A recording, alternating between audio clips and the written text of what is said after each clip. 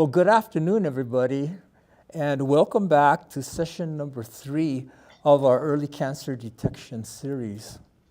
My name is Jack Sakai, and I will be moderating today's program. In today's program, we'll continue to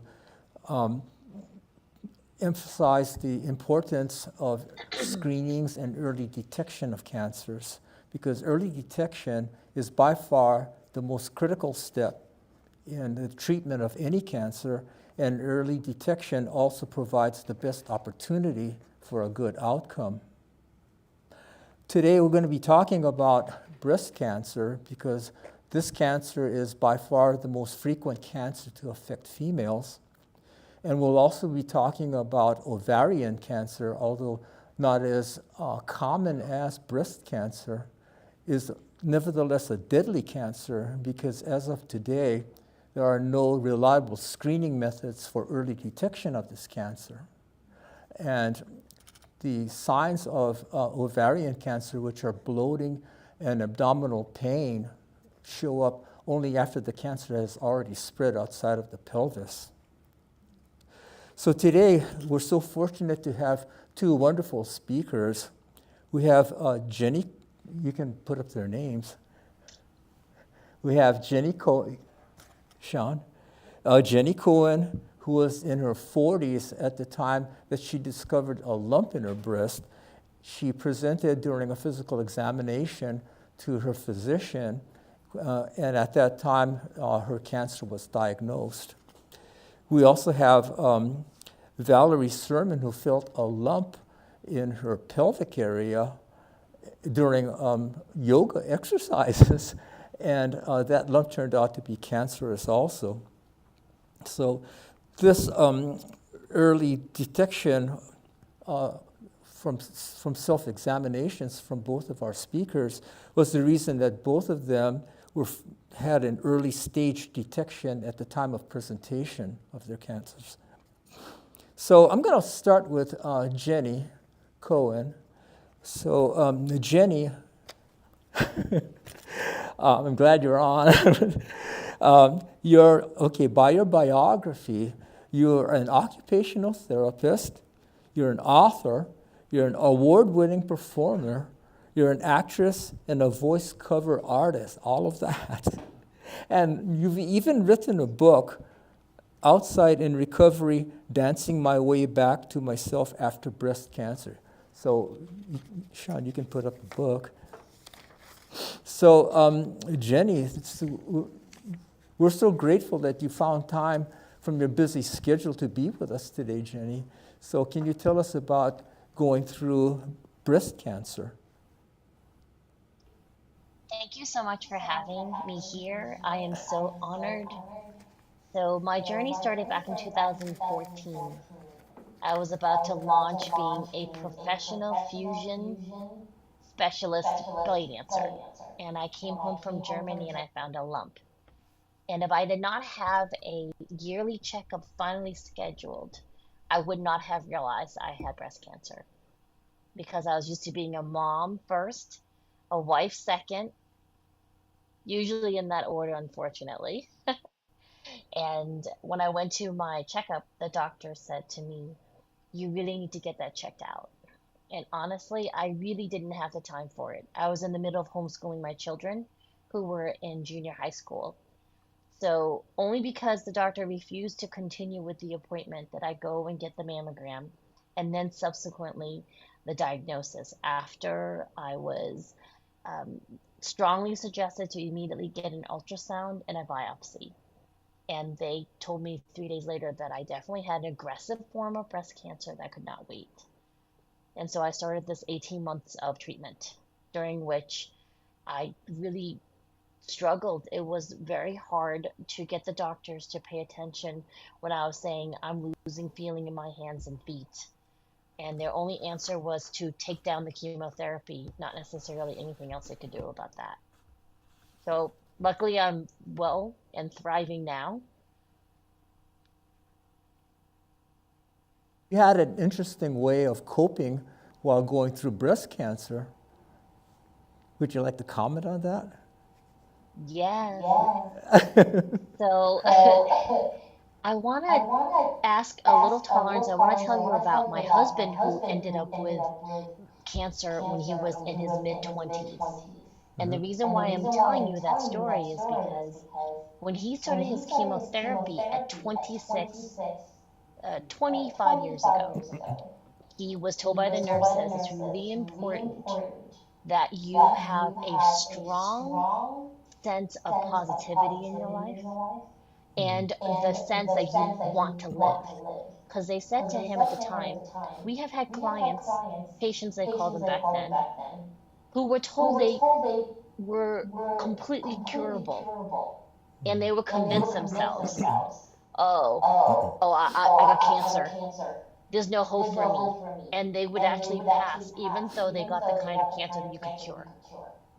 And my husband And had my one of husband had those. one of He, those. he was He told, was told, you're completely you're completely curable. curable. And then they And then explained they to him, we explained to also him, we have also had have had clients who were clients told who they were were told they were terminal. terminal. They maybe They had maybe a had month a and they month lived and they 2 years lived 2 years after after because that because mindset that was so mindset was so different. different. It was It was pivotal in their pivotal in care. the care. So when I was So when I was diagnosed with breast diagnosed with cancer, breast I was cancer, I already was a already a dancer. dancer. And I thought, And I thought, I'm going to have I'm to gonna keep have to keep dancing. dancing. And I And I discovered, discovered, even when I even when was I was bald and I looked like my dad and I had no energy, it was still important to go into environments where there was dance because the exchange of even the energies would fill me and help me continue the fight through the chemo, through the surgery. I actually went to an event 5 days after my surgery. Before I started radiation, during that, I was putting on events, and that activity helped me to get through the treatment, and then it helped me in my recovery. That's so interesting. Yeah. So you didn't have any high risk factors before your cancer was found, and you didn't have anything like abnormal mammograms before the cancer was found, and or breast biopsies for atypia or anything like that. Wow. Okay. The- the, no, I no, had no, no I had no history. I history. was actually at my healthiest. Here's the thing, I presented as a really healthy person. I was vegan, I've been exercising. The only thing that I had not accounted for was the amount of stress in my life behind the scenes. So it was a good thing that you showed up for your physical exam then. So Yeah, it's vital. It's vital everyone goes to their checkups, please, because I had not gone to see the doctor for 3 years. you stated that you were stage 2 when they discovered your cancer. So had the cancer gone to the lymph nodes? Is that why you're stage 2? They said They it said had it gone had through gone. to my lymph nodes. The protocol had just shifted 3 months before I was diagnosed. So they started chemotherapy first. And then they found during the surgery to remove the lump and the lymph nodes that it had spread there. However, the chemo had gotten all of it. And they had strongly suggested I do the chemotherapy because there were microscopic cells they couldn't find necessarily just with surgery. So you stated that you were cancer-free for 9 years now. Good for you. Thank you. And said you're not currently being followed by close scrutiny. So are they just doing like yearly or every 2 years, or are they doing just mammograms on you right now? To my How is your chagrin, they released me from oncology follow-up about 2 years ago. They said that they were very happy with my prognosis. They did, it was pretty intense treatment and very close monitoring the first 4 years after. Every 6 months, I still went back for scans, checks. The type of chemotherapy I went through, they were worried about heart damage. So they were monitoring my heart afterwards. And they also had me on tamoxifen. And when they discharged me, they took me off of that. The caveat is that when I was first diagnosed, they told me to prepare to take tamoxifen for 10 years. And they took me off of it at 6. Is that what the protocol is now, taking you off of tamoxifen? Or was They that took just me off of it, specifically yeah. for you? Yes. You know, I just read this on it. The survival rate for stage 1 breast cancer today is 99%, 5-year survival for stage 1. So I was pretty amazed to see that. The new guidelines for screening mammograms, because screening mammograms can detect such a small cancer, a small tumor. I mean, you can detect like the size of a 1 centimeter, which is about the size of the fingernail on your pinky. So with the advent of that, the U.S. Preventive Services Task Force, which determines the guidelines for cancer screening, said that cancer screening should begin at 40. It used to be at 50, but now it begins at 40, and then every other year after that to the age of 75. So I was glad myself to see, them lower the standard there. Okay. So you have anything Yes. else to say, Jenny? Tell us I anything want to else. advocate for everyone being clear that you see the doctor regularly, because my mother actually ended up with breast cancer 3 years after I was done with my treatment. And I will tell you, because my mom immigrated here when she was an adult, and she was surprised when I insisted on being by her side during all the diagnostic testing. Because when my mom, even though she speaks English very well, she would revert to not understanding because she was in trauma during the treatments, or even just meeting the doctors, the biopsies. And I was saying to her, I really need to be there with you so that I can help translate. Oftentimes I was recording it on my phone so we could listen back to it. Because my being a support, and this was my mother, I often misheard things that the doctors were saying. So I really do want to advocate, when you're in these type of situations, always bring someone with you if you can, or record it so that you have some form of reference back. So did they look for any like genetic link between you and your mother, like that BRCA 1 and 2 genetic mutation? Was that, We both did they tested mention that? negative. You tested negative for that. Good for you. All right. So, that was just a fascinating account. I don't know. I mean, it was a fascinating account to me. So, and I'm sure that you'll continue to be an inspiration to people who are currently undergoing cancer. So,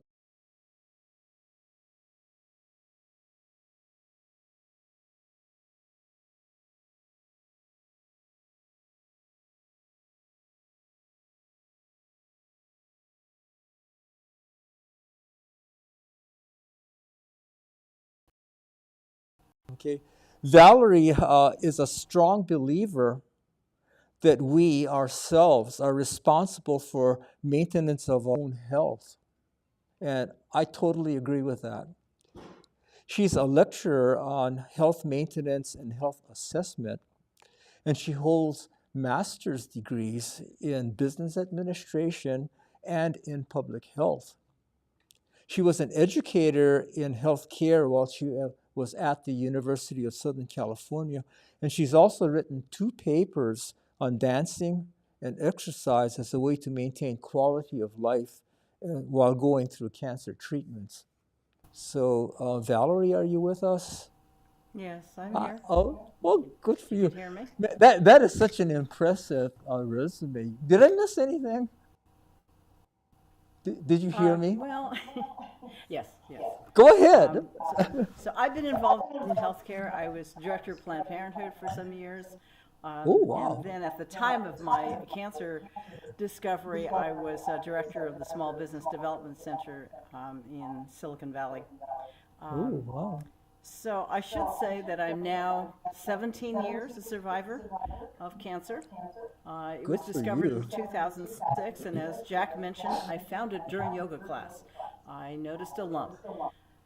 I did, however, delay seeking medical evaluation and care for 3 months, 3 critical months, because my father, Dave Tatsuno, was passing, and of course I had a lot of work responsibilities.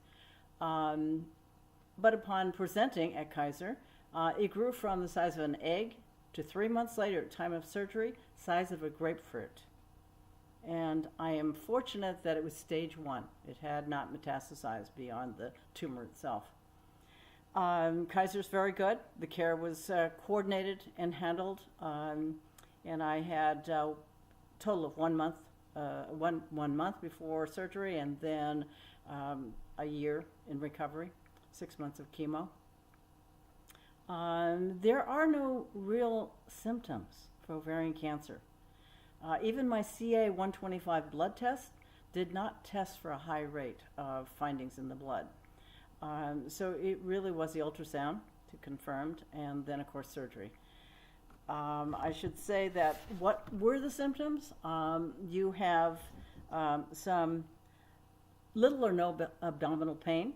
I didn't have any pain at all. You might have a gastrointestinal upset, but that's the later stages, and I didn't have that. You might have frequency of urgency of urination, so I did have that one. You had a bloating, either weight gain or weight loss. I had some, but I just thought I was getting older, and just a feeling of fullness. But other than that, ovarian cancer whispers, and you have to listen carefully because it can be missed.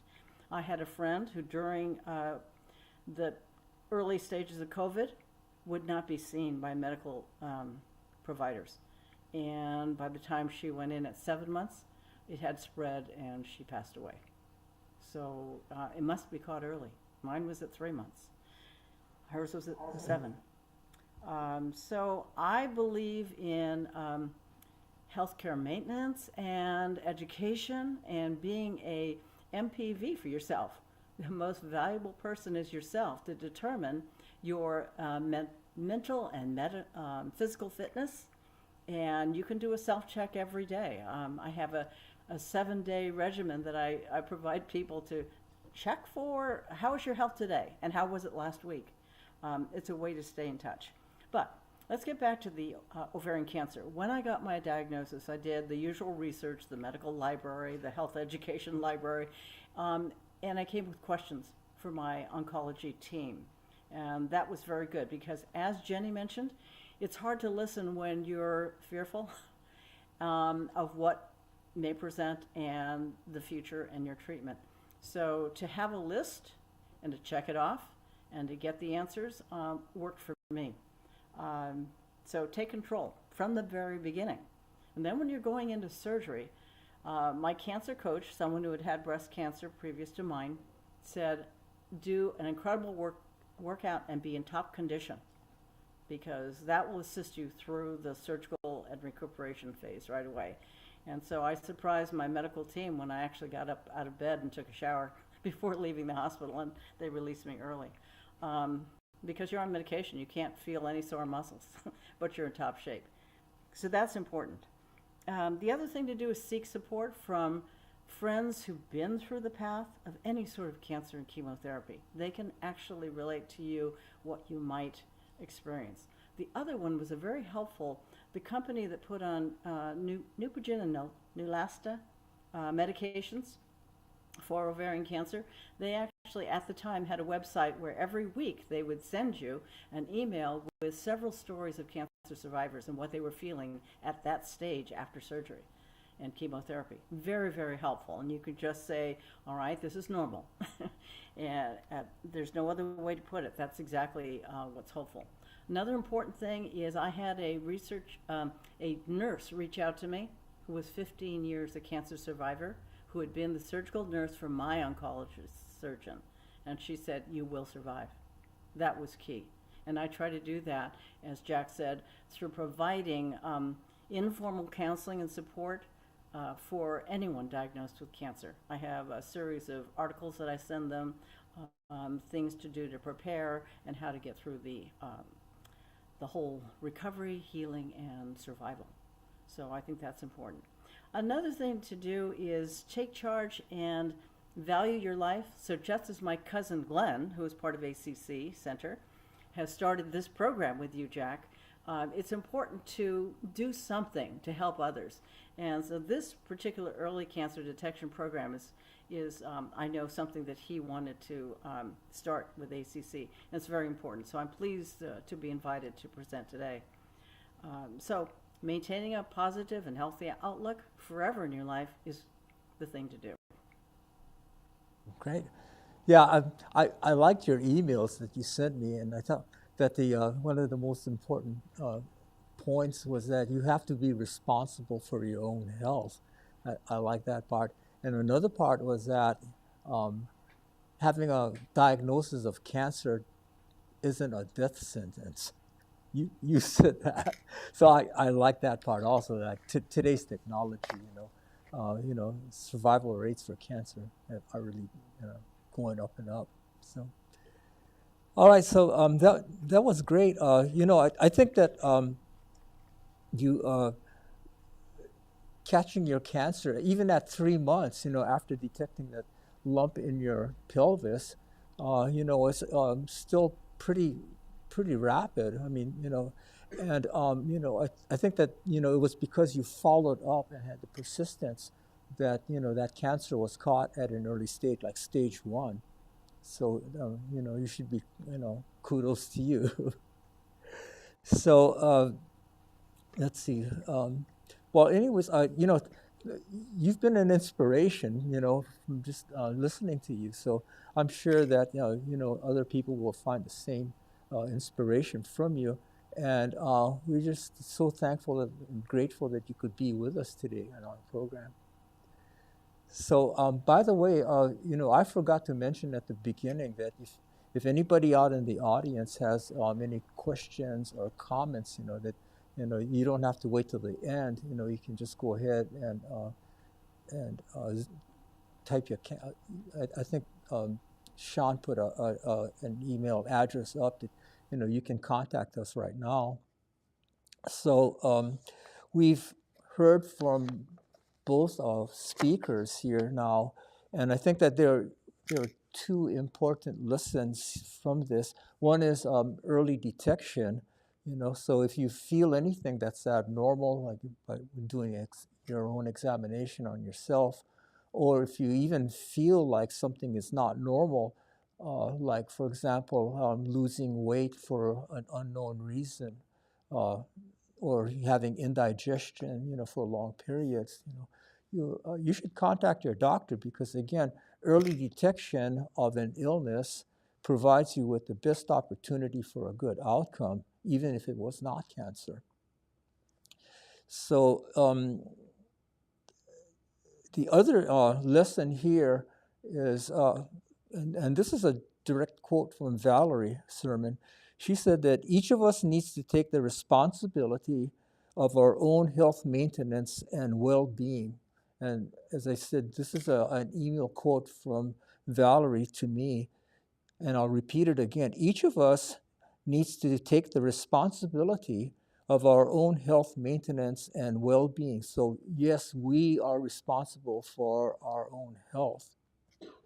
So keeping current on things like screening mammograms and colonoscopies are part of this maintenance, as well as at least monthly monitorings of our bodies, doing self-breast examinations, doing abdominal examinations, looking for something that feels like a tennis ball or an orange, in your abdomen or your pelvis, and even surveying yourself in front of a mirror, surveying your skin for any type of unusual discolorations or any growths. All of these are examples of what it means to be responsible for your own health maintenance, and it gives you the opportunity for early detection of problems if you do find any problems. So this ends the narrative portion of our program today, and I'd like to thank Jenny and Valerie for volunteering their time and being with us today. And I'd also like to thank the audience for being so supportive of our program. Now I'm going to open this up and see if we have any questions or comments about anything. Valerie, I see Valerie, and I see Jenny still here. And by the way, yes, go ahead. One thing I'd like to say, the corollary, Jack, to being responsible for your health maintenance is that when I counsel people, I find sometimes that fear of discovering cancer or some major illness cause people to delay being assessed and begin treatment. Those are the people in stage 3 or 4. I do know friends that have survived at stage 4 ovarian cancer. But don't let the fear prevent you from getting an earlier diagnosis and treatment. That's really important. Today's technology, it doesn't, a cancer diagnosis doesn't equate to you automatically dying. Okay. So, do we have any more comments or questions? And by the way, we're only taking positive comments, Jonathan. Anyways, yes, go ahead. Could you state your name, please?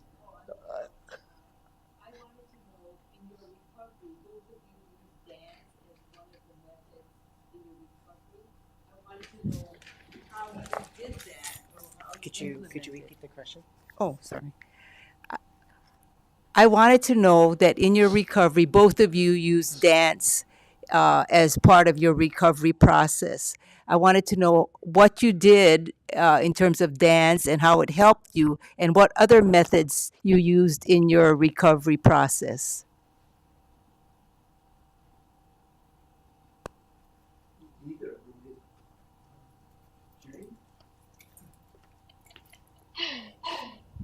Go ahead, Jen. Dance has always been a way of me connecting with the present because usually I was stuck in the past or worried about the future.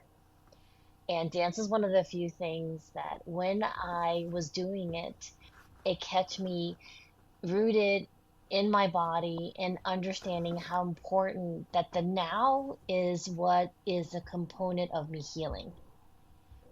Because your subconscious or you can't do anything about the past. It's done. And the future is unpredictable. So the present now is where I could make the most gains. Meaning, when I was present, I was tied into really the messages I was getting in from my body and how and what it needed when it needed it.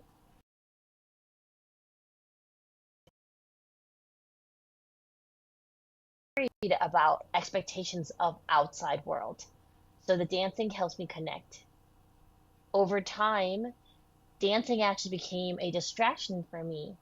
And so part of my story was when one of my children went into distress and I had to find a way to get present fast, very quickly. So I started incorporating somatic movement, meaning a connection of mind and body. So it's a two-way street, one coming, one going, so that I could know where my body was. Then that led me to some studies in neurolinguistic programming, which has to do with just finding ways to undo subconscious loops that were keeping me along the pathways to illness. So that's what worked for me. What worked for me Add is to in that? the post-surgical time, for the 4 weeks before my chemo started, I would listen to music. I would study the rhythms and relax to the music, and then also picture myself dancing to the music, and I would create choreographies. So that's what I did in the month before chemo and during my rehab after surgery. At the 4-week period, I had a major show coming up, so I spent a week of a dance intensive of 40 hours, doing 10 minutes an hour, and then 20 minutes an hour, to the point where I could do a 5-minute show at the end of the week. And my oncologist was amazed that I was dancing 4 weeks after abdominal surgery. But that was my specific personal goal, to do that. I suspended teaching for a month, but after that I would teach, and my dance really progressed as I figured my limitations and then became the dancer that I was. So that's how I used Oriental or belly dance to recover. Belly dancing? And if I, yes, if I may add, the community aspect of dance, whatever format you want to do it in, there's line dancing, you can do belly dancing, which is what we both do. You can find other methods of movement. That's essential, I think, that what we're both speaking of. Even if you don't have cancer, you want to figure out ways to listen to your body, and dance is one of the quickest ways to do it. Very good. To put it That in was so context, interesting. let me say that I have been dancing and teaching belly dance for 50 years. So it is a part of my life and my persona. Yeah. Okay, so if any questions or comments, if you have anything else that you want to say, we have an email address, Sean, and it goes through Danny Lee to the ACC office here, and we'd love to hear feedback from all of you. So this completes our program today, and we'll see you at our next session. And until then, please, everyone, stay healthy and have a happy Thanksgiving.